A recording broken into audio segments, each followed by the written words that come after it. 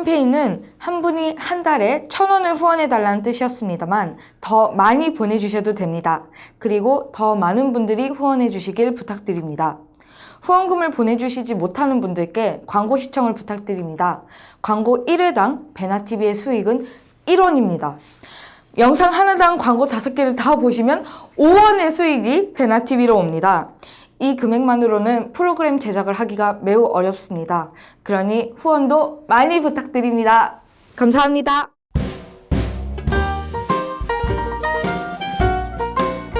네, 시청자 여러분, 2부로 다시 찾아뵈었습니다.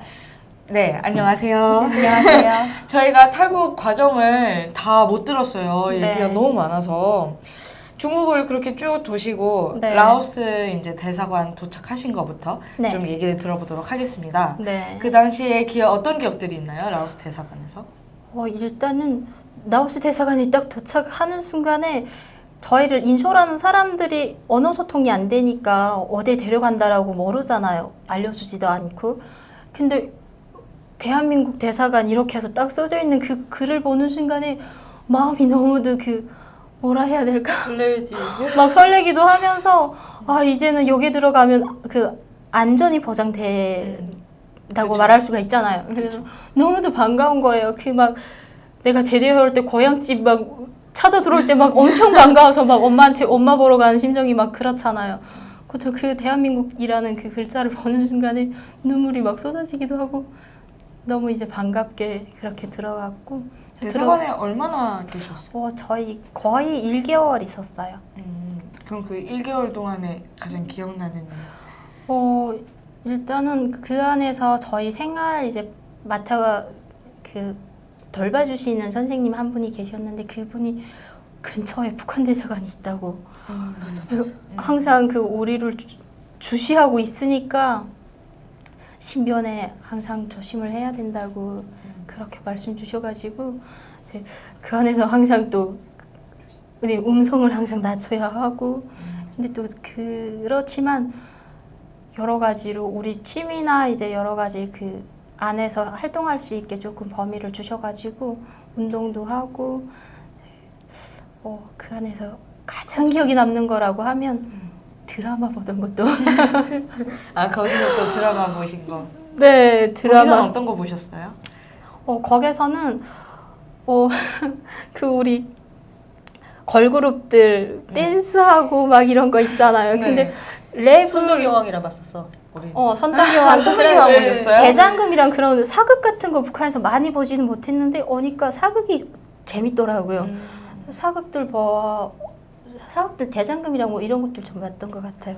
그리고 구름이 그게 뭐지? 구름이 그거 말고 그게 해를 품은 달? 네. 맞아. 그것도 사극들이 오히려 재밌어서 그걸 봤던 기억이 많이 남고 댄스 막 라오스 대사관에서 이제 한국에 간다. 가는 날 비행기 혹시 그런 거 기억나세요? 네, 그날 진짜 너무 마음이 막 설렜어요. 이제 마지막으로 이제 한국에 들어가는 길이잖아요. 비행기 타면 2시간이라고 그러더라고요. 근데 나가는 과정에 많이 위험하니까 이제 항상 긴장해야 된다라고 이제 말씀을 주시더라고요. 그래서 비행장에 이제 나가는 동안 너무도 긴장했었고 그리고 비행기를 딱 타는 순간에 이제는 한국에 가네. 정말 내가 그동안 겪었던 일단 탈북해서 오는 과정들이 있잖아요. 그 과정들이 막 눈앞에 막 다 떠오르는 거예요.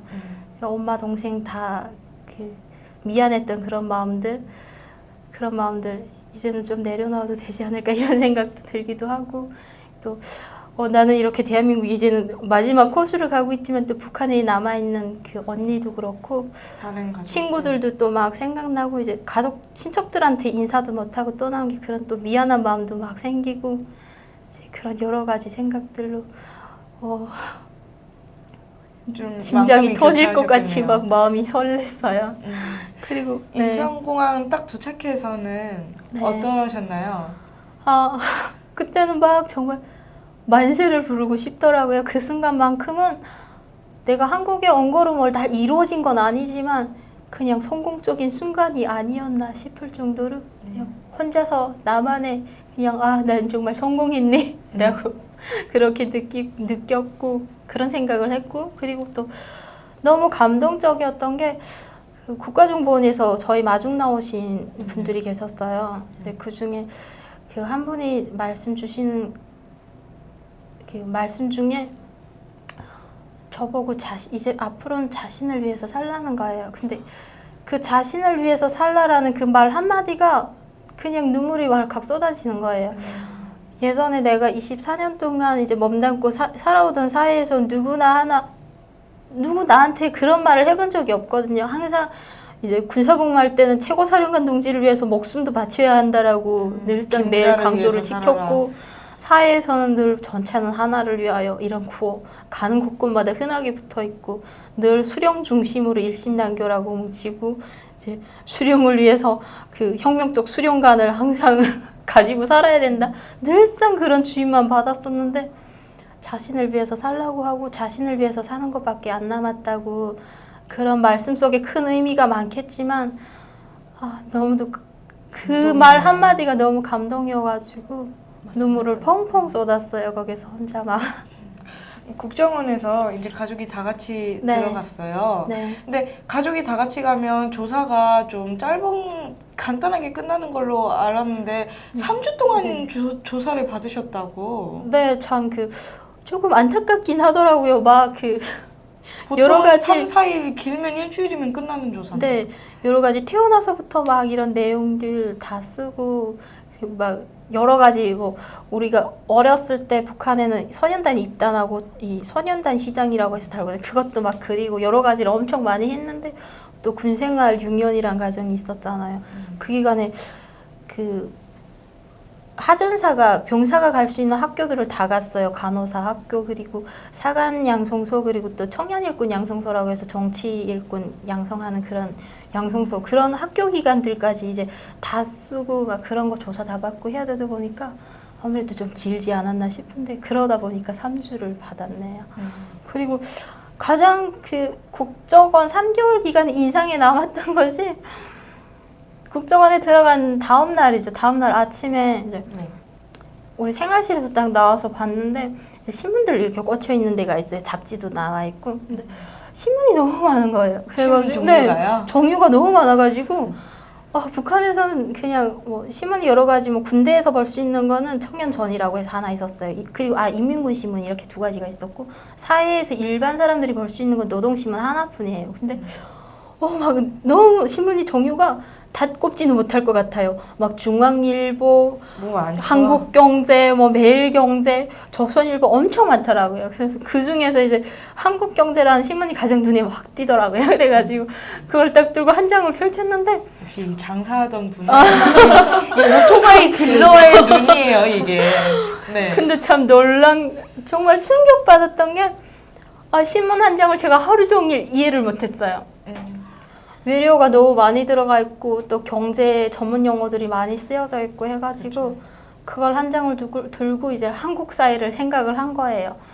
이 사회에서 내가 신문 한 장도 지금 이해할 수 없는 상황인데 과연 내가 여기를 나가서 한국 사회에 과연 잘 적응을 하고 앞으로 내가 계획한 목표대로 잘 갈 수 있을까? 막 고민스럽고 생각이 막 혼란스러운 거예요. 그래서 정말 열심히 피나게 노력을 안 해가지고는 우리 한국 사회에 살 수 없겠다. 이제 그런 생각들을 가졌던 것 같아요. 그래서 그 신문을 봤던 그 기억이 가장 충격도 컸지만 기억에 많이 남았어요. 국정원 이야기하니까 나는 불쑥 생각나는 건데 그 국정원에 금방 딱 들어왔을 때 비행기 타고 이제 공항 걸쳐서 들어왔을 때 저희는 74일 동안 오는 기간이었거든요. 근데 이제 중국에서도 그렇고 중국에서도 그런 생각을 해서요. 야, 저국이 그러니까 항상 숨어 다니고 이러잖아요. 그러니까 저국에 없는 서름을 그때 느꼈었고 근데 한국 땅에 딱 들어서니까 사람은 조금 낯설긴 하지만 우리 같은 민족 같은 사람들이로구나 막 그게 되게 반가웠고 풀이랑 똑같은 거예요. 북한에서 토끼풀 캐던 거 국정원에 이제 앞에 딱 나가면 이제 체육장 있고 그 옆에 산이거든요. 바로 밤나무랑 되게 많아가지고 근데 그 풀이 그대로 그 북한 풀 그대로더라고요. 그걸 볼 때 되게 반가웠어요. 이게 저국이로구나. 같은 그러니까 이 저국의 하늘 밑에 한 땅이로구나. 그 생각이 되게 그냥 고향에 온 느낌이 들어서 그때 그 심정을 사실 말로는 다 표현할 수 없을 것 같아요. 그래서 풀도 막 뜯어보기도 하고 제발 꿈이 아니었어야 좋겠다. 나도 막. 한 가지 눈에 띄는 게 김치를 보는데 김치가 그렇게 반가울 수가 없더라고요. 돌면서 이제 다 입맛이 안 맞는 음식들 막 먹고 중국, 그러고 베트남 오다가 사람 네, 그랬을 텐데. 비행기 타고도 비행기에서 줬던 음식들이 또 낯선 음식이었었는데 딱 내려서 국정원에 들어와가지고 밥 주는데 이제 김치가 막 그냥 다 한 접시 다 먹고 싶을 정도로 이제 북한에서 먹던 김치랑 색깔이랑 똑같고 배추김치 막 너무 그걸 보는 순간에 말이 통한다는 게 제일 좋았어 나는. 아 진짜 우리 한 민족이 맞긴 맞구나. 북한에 있을 때 맨날 그런 주입식으로 이제 세뇌를 받잖아요. 남조선 뭐 괴뢰 막 이래. 네. 그때 이미지는 싹 어디간지 없어지고 야 진짜 사람들이 너무 좋았고 야, 말이 통한다는 게 사실 제일 좋았어요. 아니 근데 국정원에서부터 그러면은 공부를 열심히 해야겠다는 결심을 하신 거네요. 네, 그래서 그날 그 신문으로부터 시작해가지고 외래어 순서대로 다 이제 메모를 하고 국정원에서부터. 예, 공부를. 그리고 그 경제 전문 용어들 막 쓰고 막 인프라라는 거 하는데 인프라가 뭔지도 모르겠는 거예요. 그래서 국가정보 그 선생님들 이제 오시면 선생님 이거 인프라가 뭐예요? 막 물어보고 그러면 그렇게 국정원에서 이미 공부를 시작하시고 하나원에 딱 들어가셔서 네, 그리고- 어떤 게 기억나세요? 하나원에는 일단 그 사회적응 교육이 목표잖아요. 네. 근데 그 직업훈련을 시키더라고요. 근데 직업훈련 하는 과정에 이제 현장 체험도 있어요. 근데 플로리스트라고 해가지고 직업이 2만 개 종류가 있대요. 근데 그 종류에서 여러 가지 저희가 체험해 보는데 그 플로리스트 꽃 꾸미기라고 해가지고 그걸 하는데 너무 신기하고 그것 자체가 직업이 된다는 것도 놀랍고 꽃 가지고. 네, 이렇게. 그리고 너무 제 취향을 몰랐어요. 그 꽃 꾸미기가 저한테 그렇게 맞는 취향, 그 취미가 잘 취미 어울려요. 활동이 될 수 있는 걸 몰랐거든요. 너무 그게 너무 좋았던 것 같고 그리고 또 기억에 남는 거 말씀드리려면 온라인으로 인강을 들을 수 있는 게 북한에서 인터넷 자체도 안 되지만 그 인강을 듣는다는 건 상상도 해볼 수 없는 일인데 누구나 다 그렇게 노력만 하면 무엇이든 배울 수 있게 되어 있는 거잖아요, 인강. 찾아보기만 하면 다 배울 수 네, 그래가지고 또 인강에서 선택했던 종목도 또 되게 재밌었고 이제 어떤 거 선택하셨어요? 경제 마인드, 노후 재테크 이런 거 그걸 봤었는데 그 어. 경제 마인드에 들어가니까 막 너무 재밌는 거예요. 거시경제, 미시경제, 가정에서 경제도 막 미시경제를 해가지고 나가더라고요. 그래가지고 가정에서 이 경제 생활도 다 재테크에 들어가는 거고 너무 재밌는 거예요. 그래가지고 우와. 그게 기억에 엄청 남았어요. 네, 와, 저 대단하네요. 저는 한 번도 생각도 안 해본 건데. 그 이 하나원에 또 계실 때 어머니랑 또 여동생이랑 다 여자니까 같이 이제 계셨겠네요. 네. 어머니랑 동생은 네, 잘- 방은 생활방은 같았고 이제 교육 받는 데 있어서 동생은 어리니까 이제 외부 학교에 네. 셔틀버스로 계속 학교 공부하러 쉽게니까. 나가다니고 그리고 네, 엄마랑 저랑은 이제 교육은 거의 같이 받는데 그 외에로 또 활동이 조금 차이가 있죠. 요가 활동 내가 참여할 수 있는 능력과 참여할 수 있게 이제 여러 가지 또 종목이 많아요. 그래서 그런 요가 활동은 좀 따로 했던 것 같고 기본 교육은 같이 받았어요. 그 이 하나원에서 이제 나오시고 나서 그 처음 정착할 때, 네. 네, 집 받고 네. 그 어떤 기억이 있나요? 참 일화가 많은데 저는 가장 기억나는 누구한테 내가 궁금한 건 너무 많은데 누구한테 물어볼 수 없다라는 그게 너무 안타깝고 그러고 제가 울산에 갔어요. 집 배정을 받아서. 근데 그거 선택하는 것 자체도 어려운 거였지만 이제 내가 물어볼 수 있고 볼 수 있는 게 책밖에 없잖아요. 그래서 책 보다 보니까 울산이 참 그 국민소득 GNP가 제일 높은 거예요. 그래가지고 그게 하나 있고 그리고 공급단지가 제일 많은 도시를 찾아봤더니 울산이더라고요. 그래서 이제 일단 울산을 선택해서 보통 엄마가 좀 나이가 있으시니까 다들 서울 선택하려고 하는데 저 똑똑하셨네. 혼자라면 아마 서울 선택했을 거예요. 근데 엄마는 일단 직업이 있어야 나가서 일을 하고 이제 경제 생활이 되잖아요. 그래서 일단 그래서 울산을 선택한 것 같고 선택했던 거고 그리고 나와서 이제 서울행을 할 때 좀 많이 어려웠던 것 같아요. 제가 울산에 가서 2개월 만에 서울에 올라왔어요. 근데 왜요? 일단 우리 한국 사회에서 살아가려니까 내가 한국 사회에 잘 적응을 하고 한국 사회를 일단 인식을 하는 게 그게 먼저 우선인 것 같더라고요. 그래서 여러 가지 온라인 교육 들으면서 이제 학원도 다니고 학교를 찾아보는 과정에 일단 울산도 교육이 그런 뭐 시스템은 다 잘 되어 있지만 이제 경제적인 측면에서 조금 제가 부족하다 보니까 이제 북한 학생들 좀 지원이 되는 그런 학교들을 계속 인터넷에 막 북한 학생, 북한 청년, 북한 학생 공부 막 이런 식으로 영어를 계속 검색을 해서 보아오는 보게 된 학교들이 전부 다 서울에 있는 거예요. 그래서 아, 서울에 가야 조금 공부할 수 있는 범위가 그리고 조금 공부할 수 있는데 그런 조건이 좀 더 유리하겠다 싶어서 이제 2개월 만에 서울을 선택하고 이제 올라오게 됐어요. 근데 서울에 아무도 누구도 없잖아요. 그쵸. 혼자서 이제 담당 그 선생님한테 전화를 드렸더니 학교 기숙사가 있으니까 오라는 거예요. 그래서 나 오늘 짐 싸가지고 막 간다니까 선생님이 그러지 말고 차근차근 준비해가지고 내일 와도 된다고 그래가지고 그날 이제 KTX라는 걸 처음 타고 왔던 기억이 있어요. 그리고 그 과정에 또 너무 고마웠던 게 담당 형사님이 KTX 표를 끊어주시고 이제 발해주시는 거예요. 근데 북한에서는 그 경찰이라고 하면 상상할 수 없는 이미지거든요. 그래서 그런 데에서 또 많이 감동을 받았고 그때 그 과정이 가장 기억이 남는 것 같아요. 울산에서 서울행해서 서울에서 처음에 이제 서울까지 도착해서 그때까지. 근데 한원 나와서 네. 그 강연을 아, 다니셨다고.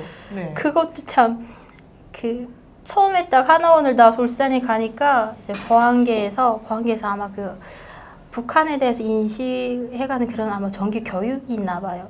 그런 장소에 저를 담당하신 그분이 저한테 전화를 주셔가지고 거기 가서 좀 해보라고 하시는 거예요. 그래서 강의라고 생각하면 너무 부담스러울 수 있으니까 그냥 토크 그냥 대화하는 그런 생각으로 오라고 하셨어요. 그래서 가보니까 일단 그런 기회를 통해 가지고 내 자신을 많이 성장할 수 있을 것 같더라고요.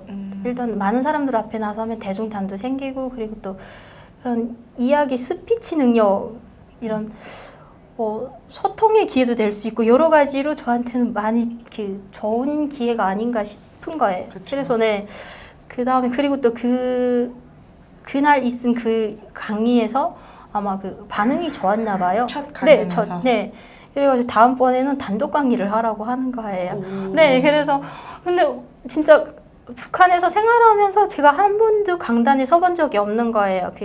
뭐 교육기관에서는 조금 이런 군사복무하는 과정에 교육기관에서 조금 그런 뭐 학생들하고는 그런 대중 앞에 나서서 뭐 연설하고 이런 건 있었지만 너무 당황스럽긴 하지만 가보지도 않고 내가 해보지도 않고 내 안에 어느 많은 능력이 잠재되어 있는지 모르잖아요. 그래서 한번 해보는 거지 뭐 해보지 않고 포기하는 건 너무 비굴하잖아요. 그래서 준비를 해봐야지 그러고 물어볼 수 있는 데가 또 없으니까 그래 책자를 하나 샀어요. 강의 스킬과 커뮤니케이션이라는 그런 책을 사가지고 그걸 보니까 이제 강의 개요 이제 100%를 잡되 거기에서 뭐 강의 개요 20% 잡고 기본 내용 뭐 60% 잡고 그다음에 마무리 응답 질의응답 시간 이런 거 자세하게 다 나와 있는 거예요. 노력만 하면 뭐나 다 할 수 있더라고요. 그래서 그렇게 준비를 해가지고 좀 서툴지만 일단 시작을 해서 그 기점으로 해서 강의를 지금도 출발을 했어요. 프리랜서로 강연 일을 계속 하고 네. 계신 거죠? 그리고 또 혹시 첫 강연 때 가장 기억나는 일이 어떤 게 있나요?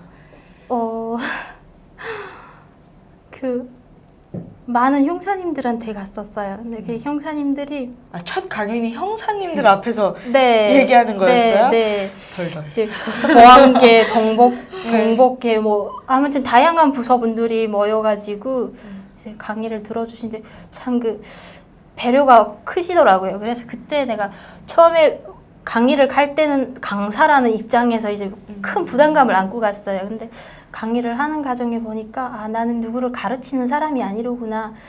가르친다는 입장에서보다 그냥 내가 북한에서 경험을 더 솔직하게 그리고 더 겸손하게 진솔하게 하면 그냥 그거보다 저한테 제가 가지고 있는 능력으로서 더 좋은 강의는 없겠다. 이제 이런 생각을 하게 됐던 것 같아요.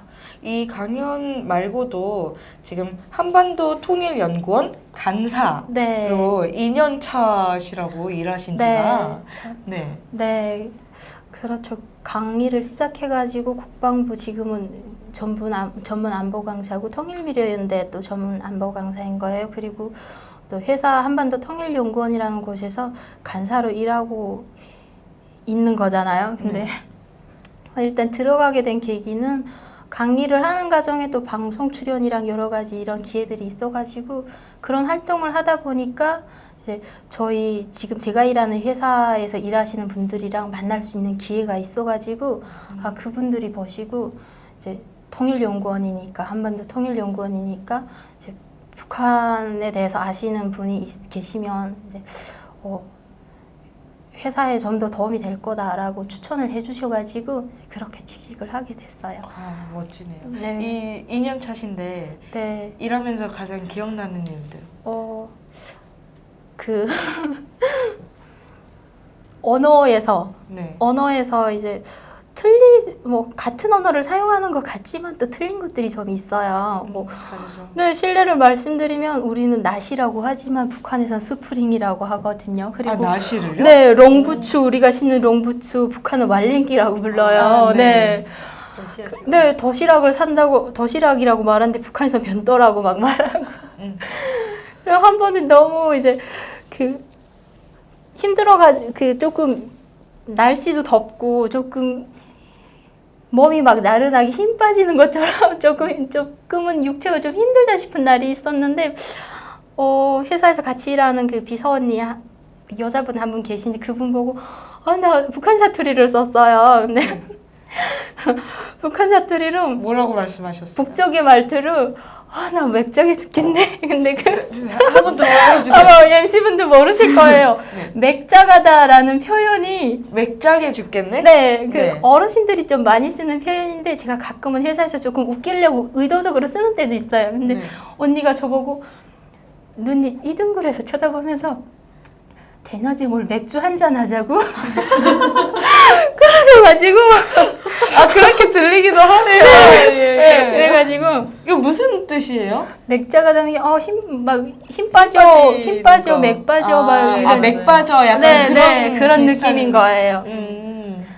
그랬더니 언니가 맥주 한잔 하자고 해가지고 언니가 그렇게 반응할 줄은 저도 또 상상도 못했어요. 그래서 와 웃고 나서 언니 그게 아니고요. 그리고 또 설명을 했더니 언니가 와 웃고 옆에 분들이 또 빵 터진 거예요. 재밌네요. 그래가지고 가끔은 문화의 차이나 이런 언어의 차이 이런 것들도 많이 느끼고 있지만 또 나름 주위 분들이 많이 이해해 주시고 배려해 주시고 또 많이 도와주시고 하니까 그게 오히려 재밌는 것 같아요. 네. 똑같은 언어를 이제 똑같은 내용인데 언어의 차원에서는 좀 다르게 쓰이고 이런 부분에서 그쵸. 잘 알아들으시더라고요. 막 10번 죽었다. 여기서는 깨도 하잖아요. 근데 북한에서 10번 죽었다 펴도 너는 10번 죽었다 깨도 몰라 막 이러시잖아요. 근데 저번에 언니랑 뭘 대화를 하다가 우리 스터디 같이 하는 친구들 우리 여기 한국 친구들이랑 같이 모여가지고 우리 언니가 100번 죽었다 펴도 안 돼 뭐 이런 표현을 나는 했는데 걔보다 걔는 진짜 잘하는데 나는 10번 죽었다 패도 못해 하니까 10번 죽었다가 깨지 않고 편다고 어디를 이야기하시는 거예요. 그래서 독특하다. 그건 또 뭐지? 그러니까 남한에서 죽었다가 깨어나도 하는데 우리는 죽었다 펴도 이렇게 이야기를 죽었다 하니까 핀다고 하네요. 네. 독특하네요. 근데 이 한국에 이제 정착을 네. 하고 계시잖아요. 먼저 네. 오셨잖아요. 네.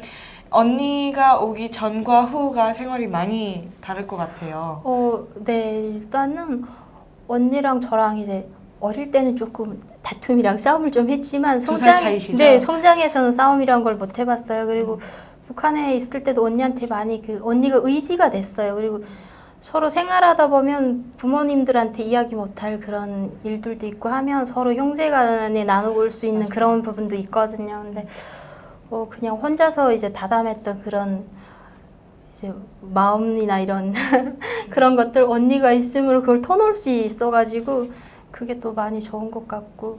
한국에 이제 도착하시자마자 언니를 데려오기 위해서 노력을 하셨나요? 네. 어떤 노력을 하셨나요? 노력이라고 하면 일단 언니랑 저랑 한번 전화 통화를 할 수 있는 기회가 있었어요. 근데 언니가 갑자기 나오기가 너무 어려울 것 같다고 그러는 거예요. 근데 저는 언니가 위험하더라도 그냥 위험 무릅쓰고서라도 무조건 오겠다라는 그런 답이 너무 그게 더 이제 기다려졌던 거예요. 막 만나고 싶으니까 너무 언니가 그리우니까. 근데 언니가 갑자기 어려울 것 같다라고 해가지고 뭐지? 그러니까 동생은 사실 내가 그때 중국에 와서 통화를 했었거든요. 그러니까 그 자리에서 그냥 오라는 거예요. 그러니까 중국에 오기까지 힘들잖아요, 북한에서. 그러니까 나는 그때 밀수로 나왔었댔고, 그러니까 동생은 그 길로 바로 오라고. 그러니까 나는 아기가 지금 북한에 있는데 바로 오라고 그래서 동생이 그래서 나는 사실 아기를 데리고 왔으면 가는데 아기를 두고 가면 너가 거기서 금방 속에 안 쳐준다 해도 안 가겠다고 하니까 동생이 되게 좀 목소리가 조금 낮더라고요. 한 그래서 사람?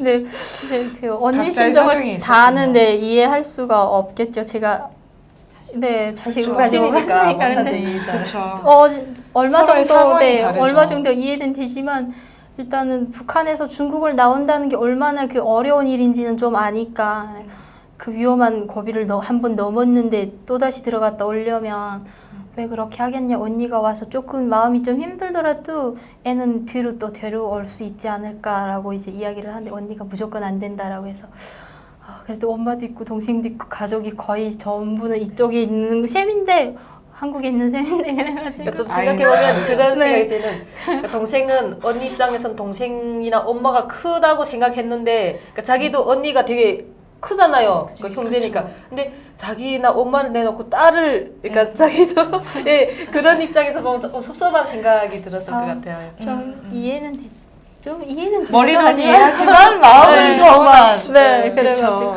그래서 노력이라고 하면 제가 일단 언니를 한번 그렇게 만났다 나서 그 다음에 언니 갑자기 전화를 하고 오려면 나서. 네. 비용적인 부분도 갖춰야 할 것 같고 그리고 일단 언니가 어느 순간이든 도착하면 블로커 연계할 수 있어야겠다는 그런 생각 항상 이제 가지고 있고 하다 보니까 블로커한테 이제 언니가 언제 온다는 약속도 없지만 이제 언니가 지금 준비를 하고 있으니까 아무 때도 내가 연락하면 우리 언니 데려올 수 있게 해주세요라고 이제 제가 노력이라고 하면 그 정도.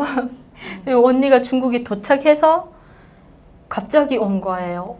연락도 없이 언제 오겠다, 뭐 언제 갈 거다라는 예견도 없이 그냥 비가 그냥 쫙쫙 막 흘러내. 그 비가 엄청 내리는 날 언니가 와가지고 애 데리고 왔다고. 근데 사실 그 계기가 전화가, 제일 좋았던 게 철조망을 하니까 그러니까 그 철조망을 안 했으면 나도 마음의 여유를 가지고 내년도 좀 준비할까 그런 생각이 사실 있었어요. 동생한테 아기가 일단은 또 있으니까. 예, 예. 이렇게 말하고 기회를 보자 이런 정도였는데 갑자기 철조망을 친다니까 아이고 이거 영 못 갈 수도 있겠구나. 마음이 뭐 지뢰도 급해지셨구나. 매설한다는 그런 이야기 있었거든요. 그러니까 어. 탈북이 너무 심해지니까 김정은이가 지뢰까지. 국경 전 연선에 이제 3일 동안에 다 철조망을 치라고 명령으로 내렸어요. 그래서 군인들이 저희 집에 와서 철조망 시작한다고 중국에 갔다 올 일이 있으면 빨리 갔다 오라고 하는 거예요. 그래서 진짜? 군인들은 뭘 돈 하고 받고 있는데 하는 하니까. 거니까. 그러니까 지금 기둥을 세우고 있는데 3일이나 5일 늦어도 5일새는 끝날 것 같아. 근데 그때 장마철이었거든요.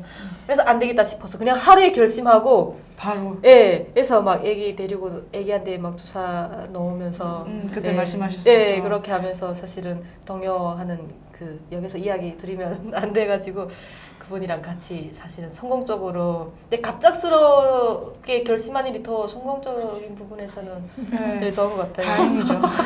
일단 언니가 중국에 와서 연락을 하는데 저도 당황스러운 거예요. 갑자기 그냥 불새 지금 급하게 나 전화를 중국이야. 했는데 이제 한국 가. 그래서 너무 반갑기도 하지만 내가 앞으로 어떻게 해야 될지 막 그 당황스러워. 처음에는 언니 왜 살기 힘들어? 중국에 일하러 왔어. 그러셨어요? 아니 나 그래가지고. 한국 가려고 하니까 뭘 한국 가려고 안 온다더니 막 이런 얘기를 했어요. 네, 그리고 나는 그 상황에서 아기를 데리고 나올 수 있으리라고 또 생각도 못 했었던 거죠. 그래가지고 애 막 그 잠자는 디메드롤 넣고 막 왔다고 해가지고 그다음에 블로커 연계해가지고 그때 당시 중국에서 잡혀가는 사람들이 너무 많아가지고 제가 중국에 아는 사람들이 있지만 그 집에 보낼 수가 없었고 산에서 그냥 생야산에서 언니가 거의 2일 정도? 네. 1박 2일이죠. 그 정도 밤에 지내고. 막 비가 옥수로 쏟아지니까 애기나 나나 다 폭 젖은 상태에서 막 그 젖은 옷이라도 애기한테 더 입혀주고 사실은 조금 힘들긴 했지만 한가닥 이게 내가 압록강을 그냥 무사히 건너고 한국 갈 수 있다는 그 희망이 마음을 덮인 것 같아요. 미안했네. 네. 아, 대단하네요. 네, 그래서 그냥 저는 블로커 연계해주고 언니 오는 과정에 뭐 필요한 것들 좀 챙겨주고 그런 것 외에는 뭐 언니한테 제가 큰 거 해준 건 없어요. 그러니까 브로커 연결이 되게 그러니까 브로커를 연결만 그게 해서 사람들이 제일 그 어간에 중요하잖아요. 잡히는 게 많거든요. 그리고 막 브로커 찾는 기간이 몇 달씩 걸리는 사람도 있고 그때 동생이 빨리 연결해 주지 않았으면 무슨 상황이 또 바뀌었을지도 모르죠. 그렇죠. 혹시 한화원에 계실 때 면회 네. 그 말씀하셨잖아요. 네. 언니를 8개월 만에 만났을 때 네. 심정이 어떠셨어요? 언니가 그 전화랑 예전에 어느 가정에 뭐 통화랑 했지만 그 얼굴을 본다라는 그 자체가 얼굴을 보니까 언니를 만났구나라는 실감이 들고 그러고 그 북한에서 떠날 때 막 마음 아팠던 그런 심정들 헤어질 때 힘들었지만 그래도 우리 만남이 있네. 그리고 또 앞으로 내가 8개월 동안 그나마 조금 먼저 생활을 해가는 과정에 느껴본 게 있으니까 이제 사회에 대한 기대나 이런 것들이 있잖아요. 그래서 우리 빨리 나와서 이제 한국 사회에서 행복하게 힘 합쳐서 잘 살아야겠네. 그리고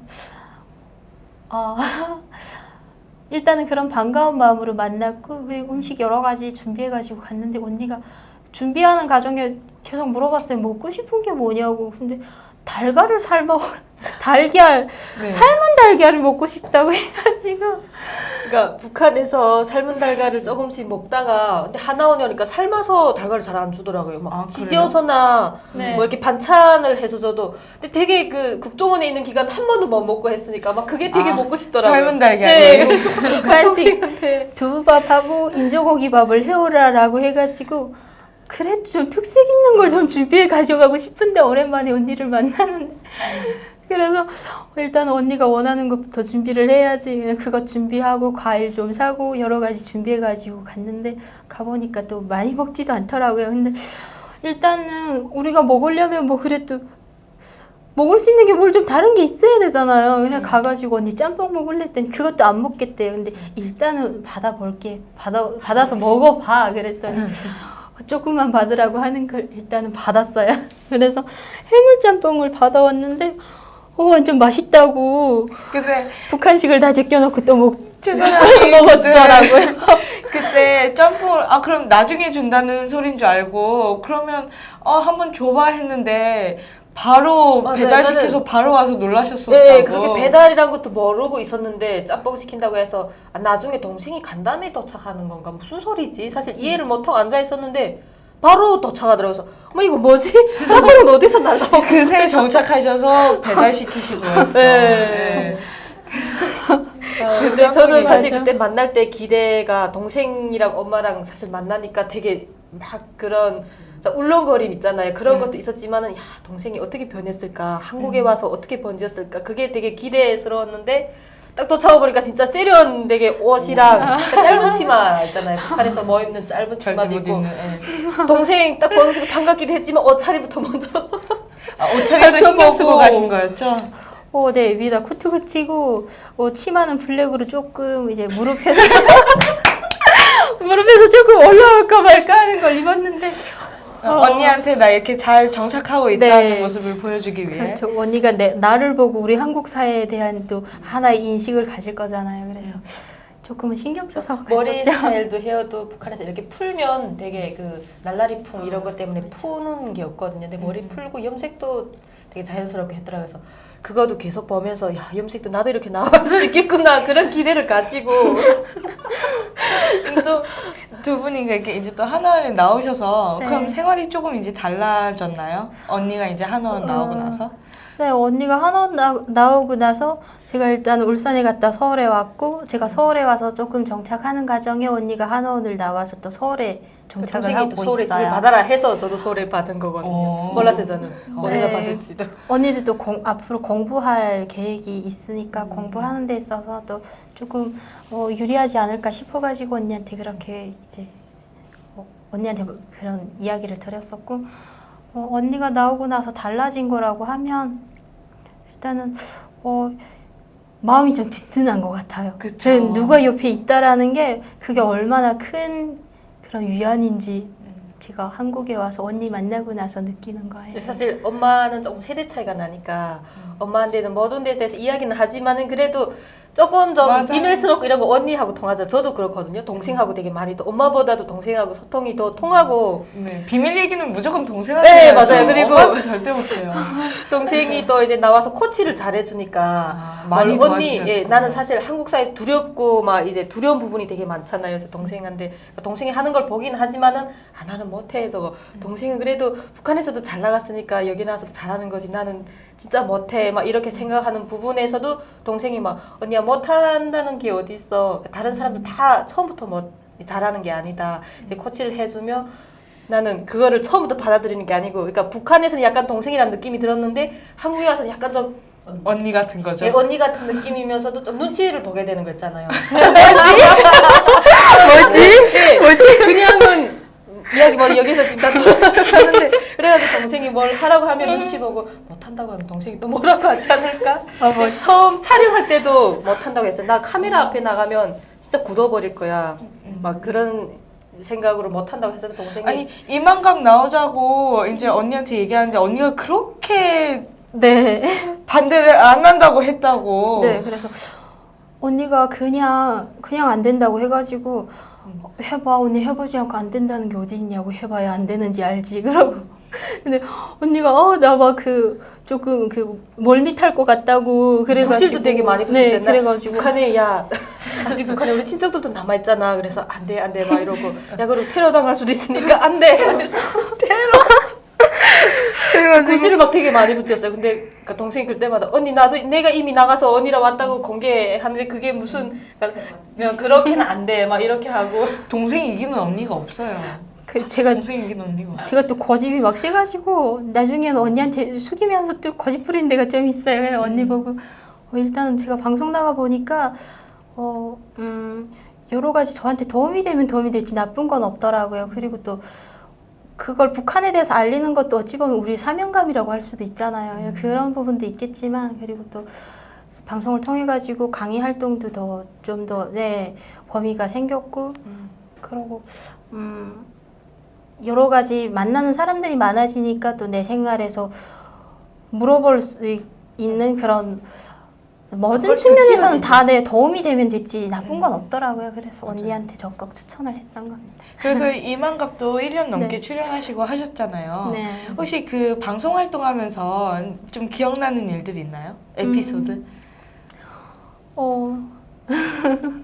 언니랑 그래도 같이 나오니까.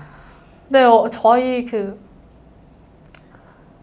저희 저는 먼저 말하면 이제 방송을 금방 나갔을 때 처음에는 되게 막 그런 거로 해서 안 나간다고 했잖아요. 근데 한 번 딱 나가 보니까 한두 번 나오고 알아보는 사람도 있잖아요. 팬들. 그쵸. 그분들 길에서 만나면 아는 척 해주는 게 되게 막 저는 북한에서 사실 TV에 나온다는 거는 상상 꿈도 꿀 수 없는 일인데 내가 그것도 이제 동생 덕분에 했었고 그리고 사람들이 알아봐 준다는 그 자체가 너무 신기했어요. 그래서 막 혼자서 사실 옆에 사람들은 말을 못해도 혼자서 야 나도 이렇게 한국에 왔으니까 이런 모든 걸 할 수 있구나. 그러니까 되게 그런 긍지감, 그리고 앞으로 내가 이런 거를 통해서 더 다른 것도 할 수 있겠다는 그런 생각도 사실 많이 들었고. 저는 저도 그 에피소드가 있지만 한 번 진짜 깜짝 놀란 게 언니가 은행에 갔었대요. 네. 언니가 직접 좀 이야기해줘봐. 나 그때 상황이 너무 웃긴 거예요. 네, 제가 은행에서 은행에 무슨 일이 갔는데 있었길래? 네. 그러니까 돈을 이제 통장에서 뽑아야 되는 일이 있어가지고 ATM기 딱 네, 가서 네, 네. 지금 돈을 100만 원 딱 눌렀으니까 100만 원 한도를 100만 원 잡았으니까 100만 원 딱 눌렀는데 그게서 이제 뭘 눌렀는지 잘 기억이 안 나요. 아무튼 누르고 거기서 나오는 걸 보니까 무슨 종이 쪽지에 100만 원이라고 써 있더라고요. 네, 그래서 아니 이게 기계가 내 돈을 다 먹어치고 종이를 왜 내보냈지? 막 심정이 100만 원을 벌자면 진짜 힘들잖아요. 그래서 아 이거 돈이 없어졌구나 어떻게 하지? 막 그거를 가지고 이제 은행 업무 버는 분한테 가서 아니 돈이 다 어디 가고 이거밖에 안 나왔다고 이거 어떻게 수표 해달라고 들고서요? 막 100만 원짜리 수표 그분이 들고. 아무 말도 안 하고 그냥 돈을 100만 원을 해서 주더라고요. 그래서 아니 종이 쪽지가 나왔는데 이게 돈을 왜 주는 거야? 그러니까 이게 수표라는 거라고. 그때 이제 그때 누구 알아봐가지고 언니 막 도망쳤던. 그게 아까 내가 물어보는 게 방송. 그게 아닐까. 그러니까 은행을 찾아가는 길에 내가 물어봤어요. 은행이 어딘가고. 네. 근데 물어보는데 그분이 서량 씨, 잘 왔어요. 막 이렇게 이제 알아보는 분이 있었거든요. 네, 시청자분. 네, 근데 그때 제일 처음에 이제 그런 일을 닥쳤는데 저는 사람도 너무 많아가지고 아니, 주변에 혹시라도 간첩이 있어서 나를 데려가야 그 생각에 그분한테 네 반갑습니다 하는 게 아니고 그분 버전 막 도망을 갔어요. 막 달려서 도망갔대요. 그래가지고 그분이 막 거의 따라오다시피 하면서 막 서량 씨 막 이러는데 그냥 어떡해. 되게 그분한테 사실 미안해요. 지나가고 보니까 여기서 미안하다고 네. 한 사과 한마디 정말 하세요. 그때 사실은 내가 처음이라서 당황스럽고 진짜 지금 같으면 다시 만나면 제가 되게 반갑게 인사 나누고 싶네요. 죄송합니다. 정말 네, 수영 씨도 당황스러워요. 알아보는 분들 많지 않으세요? 네, 전철에 타면 이제 대부분 우리 젊은 친구들 뭐 나쁜 표현은 아니고 조금 표현이 약간 인색한 거 있는 것 같아요. 젊은 친구들보다는. 그리고 또 그 방송을 어르신들이 많이 보시나 봐요. 네, 어르신들이 보시고 이제 가끔 회사 매일 이제 전철 매일 아침마다 출퇴근을 하니까 어르신들이 많이 알아보시고 지나가는데 막 수영 씨가 어디냐고 막 이러고 하면 어떤 날은 제가 급하면 얼굴에 화장을 채 못하고 이제 가는데 그럴 때는 민망해 나 알아보지 못했으면 그런 때가 좀 당황스럽기도 하고 조심을 좀 너무 해야겠더라고요. 공감됐어요, 지금. 맞아요. 그러면 어머니랑 네. 이제 여동생도 어쨌든 정착 3년 차일 텐데 네. 두 분은 어떻게 잘 지내고 계신가요? 네, 동생은 제가 그 기대 외로 적응을 잘 하고 있어요. 일단 15살이죠, 친구들하고 지금? 친구들하고 관계를 하는 걸 봐도 그렇고 이제 공부하는 데 있어서 학원 좀 가고 하다 보니까 이제 거의 이제 잘 따라가더라고요. 처음에 많이 부족했었어요. 이제 그런 측면에서는 그리고 그 문화 적응이 엄청 빠르더라고요. 이제는 아이돌들 웬만한 노래 다 해요. 그리고 놀이방 가면 정말 리듬을 잘 타요. 랩을 다 하고 있고 와. 동생을 이렇게 적응 잘 하고 있고 어머니도 울산에 가보니까 직업은 많더라고요. 네, 어머니가 이제 회사에 취직하셔가지고 일하시고 하다 보니까 이제는 울산을 안 뜨시겠대요. 안착된 거죠. 네, 이렇게 어머니도 잘 적응하고 계십니다. 주위에 친구들 되게 많아요, 어머니. 그래요? 네, 그리고 같이 이런 그러니까 뭐 우리는 되게 좀 엄마가 외롭지 않을까 막 이런 것 때문에 되게 걱정을 많이 했는데 그래도 친구들이랑 많이 이제 정보도 나누고 막 그런 거 보면 내가 너무 지나치게 이제 어머니를 걱정했구나. 걱정하는가 그런 생각도 부분도 있고. 네, 그나마 지금 적응이 가장 좋고. 또 그 마음이 걸리는 거 하나는 엄마한테 좀 이렇게 자식으로서 해줄 수 없는 부분이 있더라고요. 제가 제대하기 1개월 전에 아빠가 돌아가셨어요. 그리고 북한에서 일단은 아빠가 돌아가시다 보니까 어머니가 혼자잖아요. 근데 지금에 와서 많이 느끼는 건데 이제 아빠도 아빠지만 이제 어머니한테 정말 그 가장 효도를 하는 게 새아빠 만나서 좀 더 행복하게 네, 살았으면. 그 엄마만의 그런 외로움도 많이 클 거다라는 생각이 요즘 많이 들더라고요. 동생하고 계속 지금 그 이야기도 조금씩 합니다. 빨리 새오빠를 해서 엄마가 한국에 와서 더 행복한 삶을 살게 해주자. 그러니까 우리 자식들이 해줄 수 있는 최고의 멋있네요. 그거가 그런 부분일 것 같고. 그 공항에서 만난 그 국정원 직원이 한 말, 자신을 위해서 살아라. 네. 어머니도 좀 본인을 위해서 사셨으면 좋겠네요. 북한에서 모든 걸 다 버리고 그리고 저를 선택하고 따라오신 거라서 좀 그런 데선 좀 마음이 아프기도 하면서 좀 엄마한테 최선을 다할 수 있는 방법이 근데 궁금한 게 동생한테는 네. 한국에 간다는 말을 안 하고 데려왔잖아요. 네. 동생이 이렇게 의문을 갖거나 아니면 나중에 이제 한국에 와서 네. 그 당시에 뭐 둘이 대화 나누거나 한 거 네, 있나요? 제가 어느 과정에 나우스 대사관에 갔을 때 그때 거기서는 안전하다고 생각이 들어서 이제 동생 보고 물어봤어요. 근데 오면서 많이 어렵고 힘들었는데 그 과정에 언니랑 떠날 땐 중국 구경한다고 떠났는데 너 맛있는 거 사주겠다 해놓고 네. 어디 가는지 알고 따라왔어? 그랬더니 보니까 한국에 가는 것 같던데. 눈치도- 네, 눈치가 되게 빨라요. 그래서 동생도 이제는 내가 그냥 어린애라고 생각하면 안 되겠다. 네, 그런 그래도 생각을 했네요. 막내 동생한테 저도 와서 한국에 와서 그러니까 북한에서랑 한국에서랑 삶이 어떻냐고 물어봤었어요. 그러니까 다 좋은데 여기서 북한에서 그러니까 한국에서는 뭐 그러니까 없는 것이 있다고 해서 뭐냐고 하니까 북한에서는 되게 산에도 자주 갔었고 막 친구들이랑 같이 이제 흙을 밟는 일이 거의 많았는데 여기 와서 그 흙 냄새를 맡고 싶다고 산에 가서 막 그 흙도 밟고 싶고 나무가지도 막 꺾으면서 이런 거 하고 싶다고 하더라고요. 그래서 그러니까 여기에서 너무 행복하니까 또 그런 생각을 하고 있구나 제가 그렇게 생각했었어요. 그러니까 동생도 그러니까 너무 이제는 만족한 삶을 산다고 봐야죠. 그런 생각을 하고 있다는 자체가. 다행이네요. 더 잘 살았으면 좋겠네요. 그러면 지금은 이렇게 네. 한반도 통일연구원 네. 일을 하고 계시지만 네. 앞으로 또 네. 더 하고 싶으신 일이나 이제 목표 같은 게 있다면 실은 이제 북한에서 제가 한국행을 했을 때 발걸음이 무거운 중에 하나 이제 말씀드리면 주변 친구들 떠나는 게 그리고 이제 북한에서 사는 과정에도 저한테 많은 도움을 주셨던 그런 동료들이나 많은 분들이 계셨잖아요. 근데 그분들한테 너무 미안했었어요. 왜냐하면 북한에서 제가 입당을 했고 당원이었잖아요. 근데 당원이 되려면 입당 보증인이 필요해요. 근데 그 사람은 입당 보증을 서려면 자기 자신만큼 믿어야 입당 보증을 설 수 있는 거예요. 또 그게 왜냐면 내가 입당을 하고 3년 이내에 어떤 범죄를 저질렀다라고 하면 본인이 죄를 저질렀을 때만큼 책임을 져야 하는 거예요. 보증 서듯이. 네, 그래서 그런 분들한테 미안함을 가지고 그리고 하지만 이제 한국에 와서 내가 한 가지 위안을 하면서 떠났던 것이 그건 거죠. 한국에 와서 내가 정착을 잘 해가지고 앞으로 그분들이 나를 보면서 꿈을 찾을 수 있도록 그리고 또 내가 전하는 이야기나 내가 그 실질적인 인물이 한국에 가서 정말 정착을 잘 하고 잘 나간다라는 거는 그분들한테 그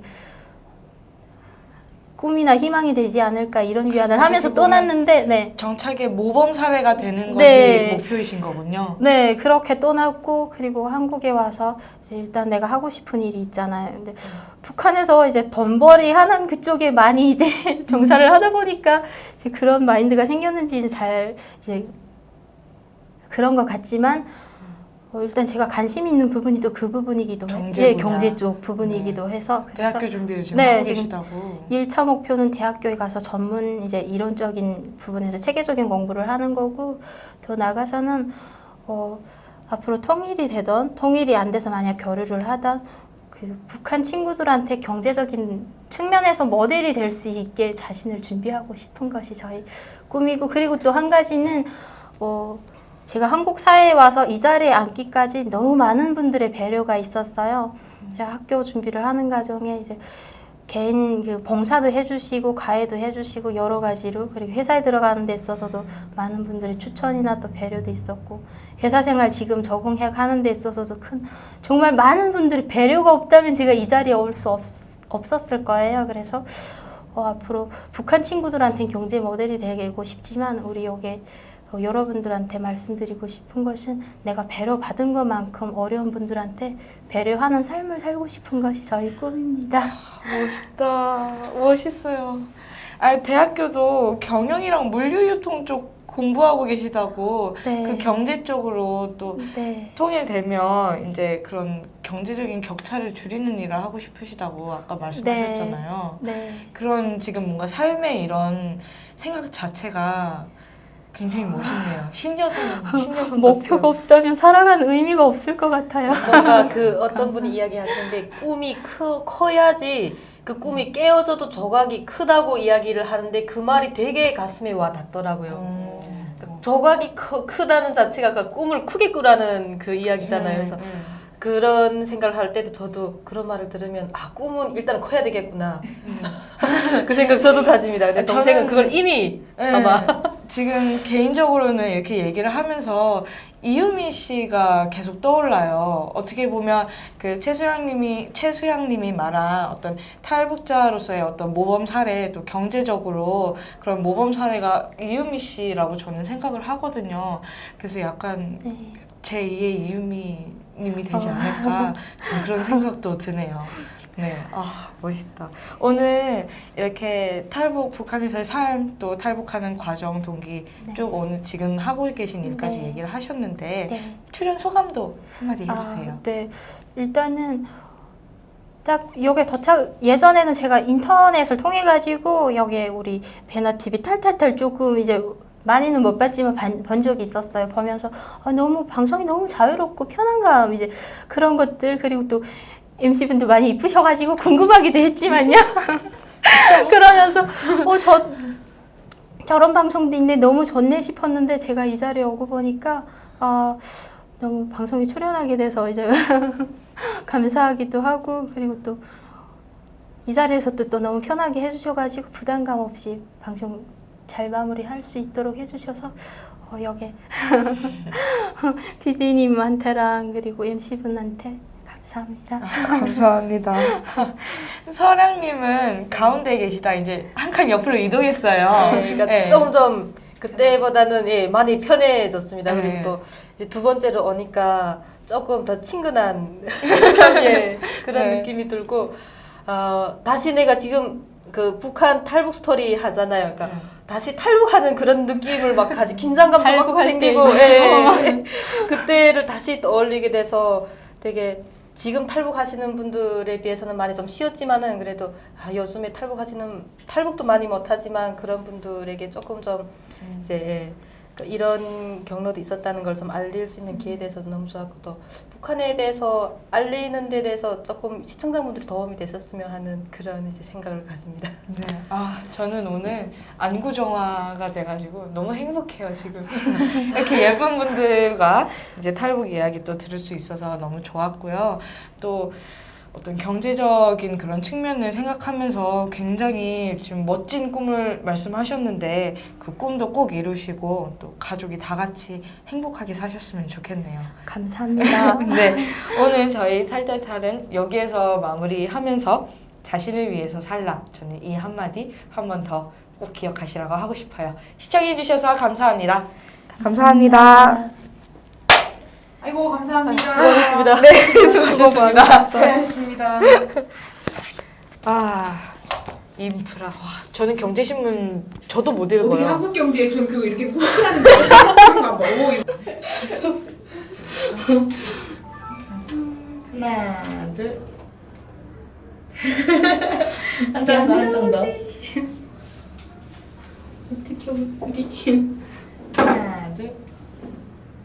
어. 아.